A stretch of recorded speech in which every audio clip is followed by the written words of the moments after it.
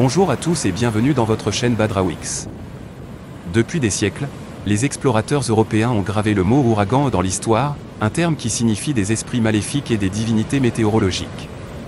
Ils utilisaient ce mot pour décrire les tempêtes qui détruisaient leurs navires dans la région de la mer des Caraïbes. Aujourd'hui, l'ouragan est l'un des trois termes utilisés pour décrire les tempêtes tropicales géantes dont les vents atteignent au moins 119 km/h. Dans cette vidéo, nous explorerons la nature des ouragans, comment ils se forment, ainsi que leur dangerosité. Rejoignez-nous pour obtenir des réponses à ces questions, et n'oubliez pas de liker la vidéo et de vous abonner à la chaîne.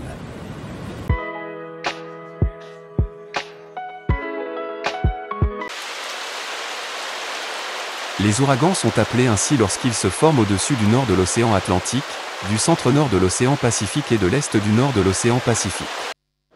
Ces tempêtes tourbillonnantes sont connues sous le nom de cyclones lorsqu'elles se forment au-dessus du sud de l'océan Pacifique et de l'océan Indien. Quel que soit le nom utilisé, les cyclones tropicaux peuvent dévaster les régions côtières et entraîner des pertes humaines considérables. Les ouragans sont considérés comme majeurs lorsqu'ils atteignent la catégorie 3. Une tempête de catégorie 5 peut générer des vitesses de vent dépassant 157 000 par heure, 253 km/h. La saison des ouragans dans l'océan Atlantique atteint son pic de mi-août à fin octobre, avec une moyenne de 5 à 6 ouragans par an. Quant aux ouragans dans le nord de l'océan Indien, ils se forment généralement entre avril et décembre, avec une activité maximale en mai et novembre.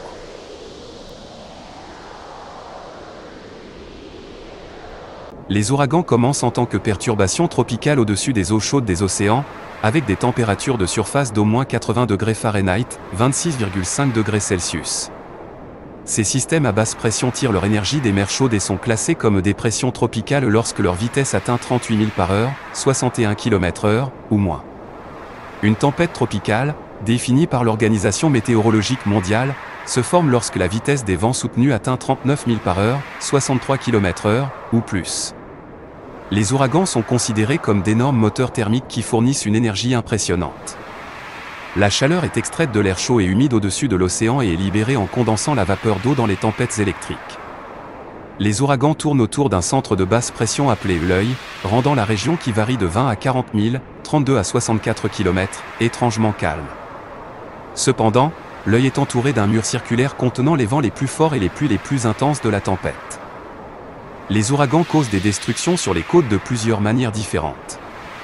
Lorsqu'un ouragan atteint la terre ferme, il génère souvent une onde de tempête dévastatrice, des eaux océaniques poussées vers le rivage par les vents, pouvant atteindre une hauteur de 20 pieds, 6 mètres, et se déplaçant plusieurs milles à l'intérieur des terres. Les tempêtes et les inondations représentent les aspects les plus dangereux des ouragans, avec 3/4 des décès dus aux ouragans tropicaux dans l'océan Atlantique, selon une étude menée en 2014. Un tiers des décès causés par l'ouragan Katrina, qui a touché terre au large des côtes de la Louisiane en 2005, tuant près de 1200 personnes, ont été causés par la noyade. De plus, l'ouragan Katrina est l'événement le plus coûteux économiquement de l'histoire, avec des dommages totaux atteignant 125 milliards de dollars. Les vents violents provoqués par l'ouragan sont également dévastateurs. Les fortes pluies causent davantage de dommages à travers les inondations et les glissements de terrain, qui peuvent survenir à plusieurs kilomètres à l'intérieur des terres. Bien que des tempêtes d'une grande puissance se forment dans l'océan Atlantique, les ouragans les plus puissants enregistrés se sont formés dans l'océan Pacifique, offrant aux tempêtes une plus grande marge de croissance avant d'atteindre la terre ferme. L'ouragan Patricia, formé dans l'est de l'océan Pacifique au large du Guatemala en 2015, a enregistré les vents les plus forts, atteignant une moyenne de 215 000 par heure, 346 km/h. La tempête la plus puissante dans l'océan Atlantique était Wilma en 2005, avec des vents atteignant 183 000 par heure, 294 km/h.